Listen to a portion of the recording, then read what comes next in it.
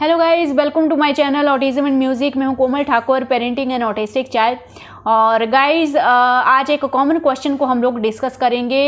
Actually parents के मन में ये क्यूरियोसिटी है, वो जानना चाहते हैं कि अर्नब का आज का जो लैंग्वेज का लेवल है, अभी का जो लैंग्वेज का लेवल है वो तो वीडियोस के ज़रिए आप समझ पाते हैं, लेकिन काफ़ी सारे पेरेंट्स ये जानना चाहते हैं कि इनिशियली अर्नब की जो स्पीच थी, लैंग्वेज की बात नहीं कर रही हूँ, अर्नब का स्पीच का लेवल कैसा था। तो काफ़ी टाइम आप कंपेयर करने की कोशिश करते हैं और कहीं ना कहीं ये सही भी है, एक आइडिया भी होता है कि हाँ हमारे बच्चे का लैंग्वेज आगे जाके कैसा हो सकता है या स्पीच हमारे बच्चे की कैसे आगे बढ़ेगी। सो अर्नब की बात मैं अगर करूँ गाइज, तो अर्नब का जो स्पीच था वो 3 ईयर से पहले, यानी कि जब उसकी एज 1 साल या 2 साल की थी, तो उसका जो स्पीच था वो स्टार्टिंग से ही था, यानी कि अर्नब नॉन वर्बल नहीं था। काफ़ी पेरेंट्स ये पूछते हैं कि क्या अर्नब स्टार्टिंग से नॉन वर्बल था? नहीं।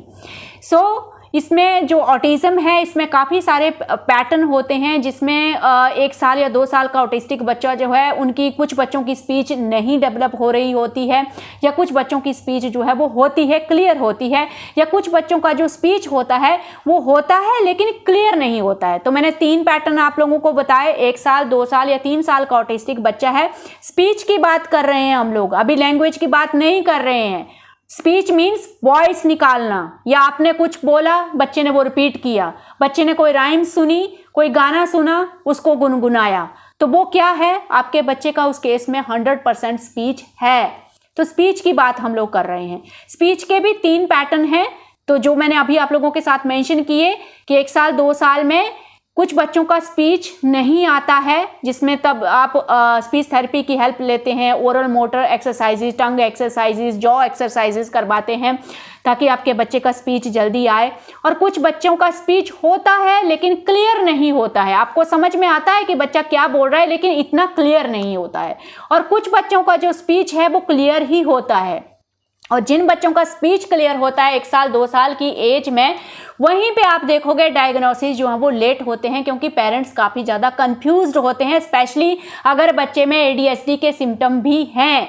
और यही हमारे साथ हुआ था गाइस, क्योंकि अर्नब में ऑटिज्म और एडीएचडी दोनों के सिम्टम्स थे, बाकायदा दोनों का डायग्नोसिस उसको मिला हुआ था, और उसका जो स्पीच था वो भी क्लियर था। तो हम लोगों को कभी इस चीज़ का आइडिया नहीं लगा, कभी भी डाउट नहीं हुआ कि अर्नब को ऑटिज्म जैसा ब्रेन डिसऑर्डर हो भी सकता है। इसलिए हम लोग लेट करते गए और अर्नब का डायग्नोसिस फाइनली 2.5 ईयर्स की एज में जाके हुआ। आज भी मुझे इस चीज़ का काफ़ी ज़्यादा अफसोस होता है कि काफ़ी ज़्यादा टाइम मैंने वेस्ट कर दिया था गाइस, क्योंकि 2.5 ईयर से पहले मैं कुछ भी नहीं कर रही थी, मैं कुछ भी ट्राई नहीं कर रही थी कि उसकी लैंग्वेज आगे इम्प्रूव हो, मैं कुछ भी नहीं कर रही थी। वो टाइम मैंने वेस्ट किया हुआ है। उस टाइम पे अगर सोशल मीडिया पे बेटर इन्फॉर्मेशन होती और मैं समझ पाती कि ये सब चीज़ें क्या हैं, तो शायद हो सकता था कि हम लोगों को और ज़्यादा बेनिफिट होता। ये वीडियोस बनाने का यही मोटिव है गाइस कि हमारी स्टेट में अगर कोई पेरेंट है तो डिले बिल्कुल मत कीजिए। 2.5 ईयर, 2 साल की एज, 1.5 साल की एज बहुत ज़्यादा इंपॉर्टेंट होती है। अर्नब का स्पीच भी क्लियर था, तो बिल्कुल भी हम लोगों को डाउट नहीं हुआ। तो लैंग्वेज जो है अर्नब का 3 ईयर्स के बाद स्टार्ट हुआ। जब 3 ईयर्स तक हम लोगों ने उसके बाद 5-6 महीने स्पीच थेरेपी भी स्टार्ट किया। उसके बाद तो आप लोगों को पता है, मैंने कई बार अर्नब की जो ऑटिज्म जर्नी है शेयर की है। उसके बाद मैंने अपना मतलब 200% आप बोल सकते हो, मैं पूरी तरह से उसके पीछे पड़ गई थी उसकी लैंग्वेज को इम्प्रूव करने के लिए। तो उसके बाद धीरे धीरे हम लोगों को कुछ रिजल्ट मिलने लगे थे। तो 3 ईयर के बाद फाइनली उसकी लैंग्वेज इम्प्रूव होना स्टार्ट हुई थी। और रिसेंटली मैंने ये चीज़ देखी थी, काफ़ी और बच्चों में भी देखी, रिसर्च में भी मैंने ये चीज़ पढ़ी कि 3 ईयर्स के बाद ही लैंग्वेज जो है, लैंग्वेज मीन्स 1 वर्ड आपके साथ रिपीट करना, यानी कि 1 वर्ड की वोकैबुलरी सीखना, ऑब्जेक्ट आइडेंटिफाई करना, नेमिंग करना, ये 3 ईयर के बाद स्टार्ट होता है काफ़ी सारे बच्चों में, मेजॉरिटी बच्चों में। तो ये चीज़ नॉर्मल है। काफ़ी सारे पेरेंट्स घबरा जाते हैं कि 3 ईयर से पहले मेरा बच्चा ऑब्जेक्ट नेमिंग तक नहीं कर पा रहा है, तो आगे जाके वो क्या लैंग्वेज इंप्रूव करेगा। तो स्पेशली हाई फंक्शनिंग ऑटिस्टिक बच्चे भी 3 ईयर के बाद ही 1 वर्ड की वोकैबुलरी को रिस्पॉन्स करते हैं, सीखना स्टार्ट करते हैं, और आप देखते हैं 5-6 ईयर में वो फुल लैंग्वेज डेवलप कर लेते हैं, काफ़ी बेटर लैंग्वेज उनकी हो जाती है। तो वो एक तरह का मिरेकल ही होता है। और कुछ बच्चों को तो मैंने अपनी आंखों के सामने देखा है गाइस, ये चीज़ें बिल्कुल सच हैं। मैंने तो एक ऐसा केस भी आप लोगों के साथ डिस्कस किया है जहां पे 3 ईयर में बच्चे का वॉइस बिल्कुल भी क्लियर नहीं था, मतलब एप्पल तक वो बच्चा नहीं बोल पा रहा था और 4-5 ईयर में जाके वो स्पीच भी पूरी क्लियर हो गई, लैंग्वेज भी डेवलप हो गई, तो वो स्पीच डिले का केस था।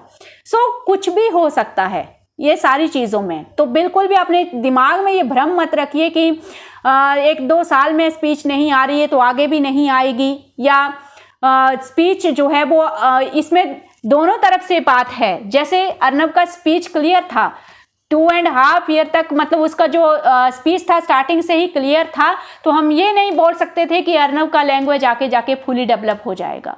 और वही चीज़ हुई, उसका स्पीच स्टार्टिंग से ही क्लियर था लेकिन फिर भी उसकी लैंग्वेज फुली डेवलप जो है वो नहीं हुई। तो उसके पीछे काफ़ी ज़्यादा रीज़न है, क्योंकि लैंग्वेज में कई बार एप्रैक्सिया भी प्रॉब्लम करता है, इंटेलेक्चुअल डिसेबिलिटी भी प्रॉब्लम करती है। तो ये सारे इश्यूज़ भी अर्नब में थे, जहाँ पे बच्चे को सेंटेंस बनाने में प्रॉब्लम होता है, जो माउथ मसल होते हैं और जो ब्रेन होता है उसका कोऑर्डिनेशन परफेक्ट नहीं होता है, जिसकी वजह से बच्चा अगर दिमाग में कुछ सोच रहा है तो वो उसको शब्दों में एक्सप्रेस नहीं कर पाएगा।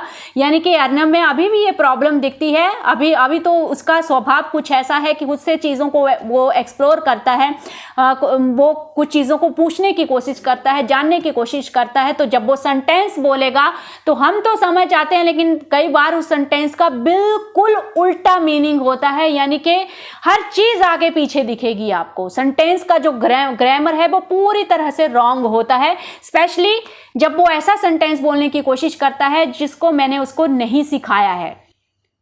और वो तभी होता है जब क्यूरियोसिटी होती है किसी चीज़ के बारे में जानने की। तो वहाँ से वो चीज़ मुझे क्लियरली समझ में आती है कि ब्रेन और माउथ मसल का जो कोऑर्डिनेशन है वो पुअर है। तो बाद में काफ़ी ज़्यादा प्रॉब्लम्स आती हैं। तो ऐसे केसेस जो हैं वो किस कैटेगरी में चले जाते हैं, फिर नीड बेस्ड लैंग्वेज में चले जाते हैं, लिमिटेड लैंग्वेज में चले जाते हैं।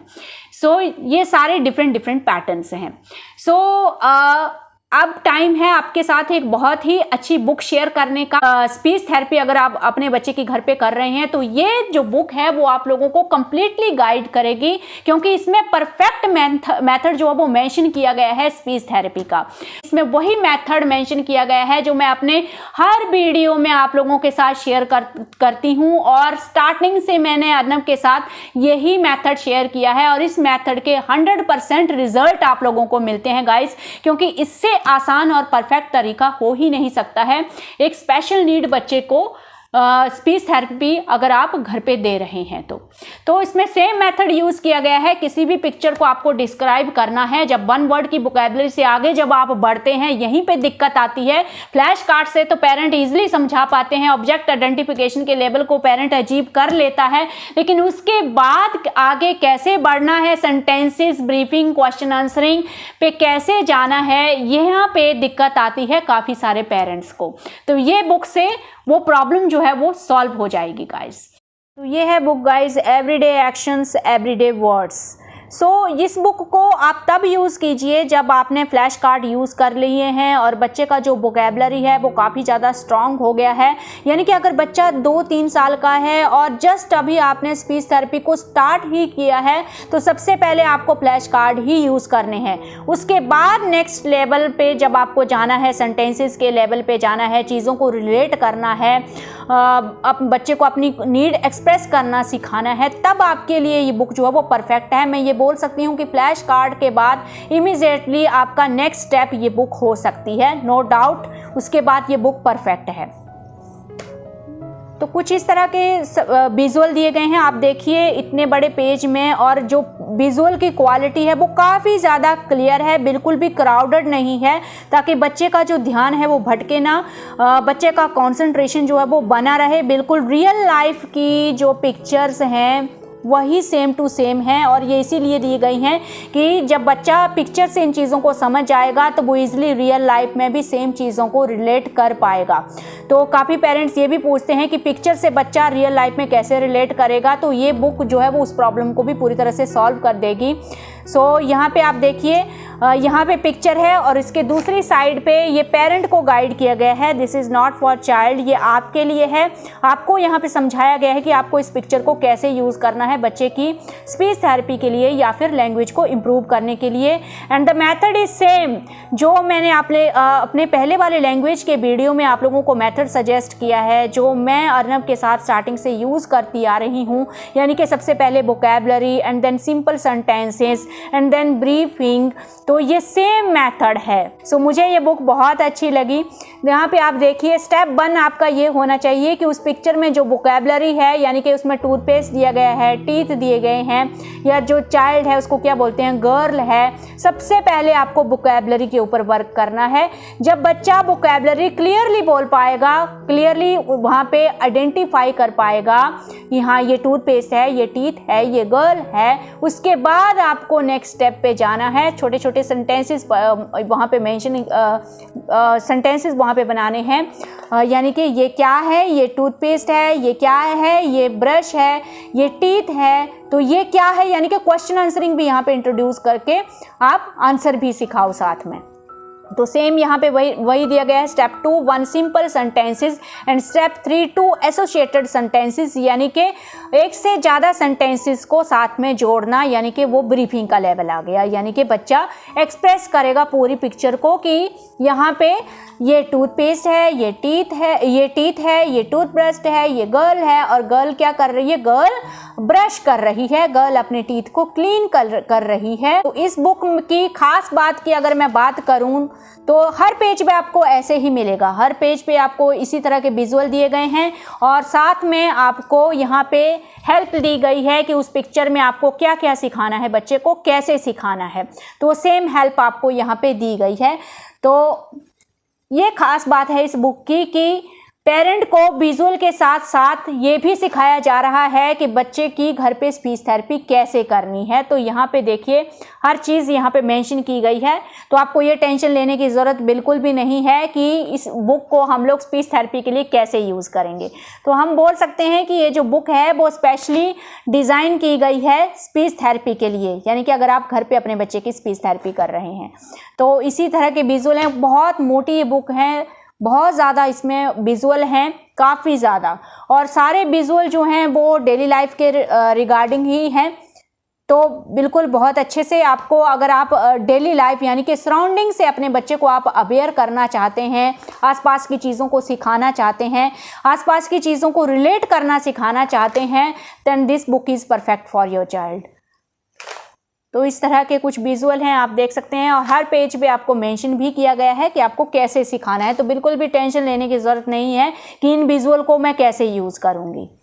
तो एवरीथिंग, तो सब कुछ है यहाँ इसमें।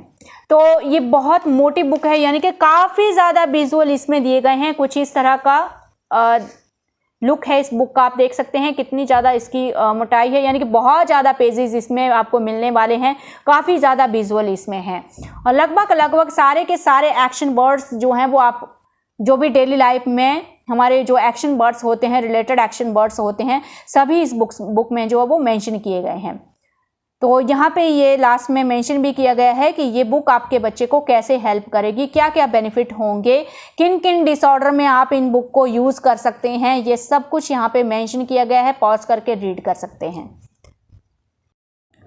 तो अभी आपने इसका डिटेल रिव्यू देखा गाइस। सो मेरी तरफ से ये बुक फुली रिकमेंडेड है। अगर आप इस बुक को परचेज करना चाहते हैं तो लिंक आपको कमेंट बॉक्स में भी मिल जाएगा और डिस्क्रिप्शन बॉक्स में भी मिल जाएगा। आपकी कोई भी क्वेरीज हो तो आप कमेंट सेक्शन में उसको मेंशन कीजिए, मैं ज़रूर उसका आंसर देने की कोशिश करूँगी। तो इस वीडियो को यहीं पर एंड करते हैं, मिलते हैं नेक्स्ट वीडियो में नेक्स्ट टॉपिक के साथ। Bye, take care.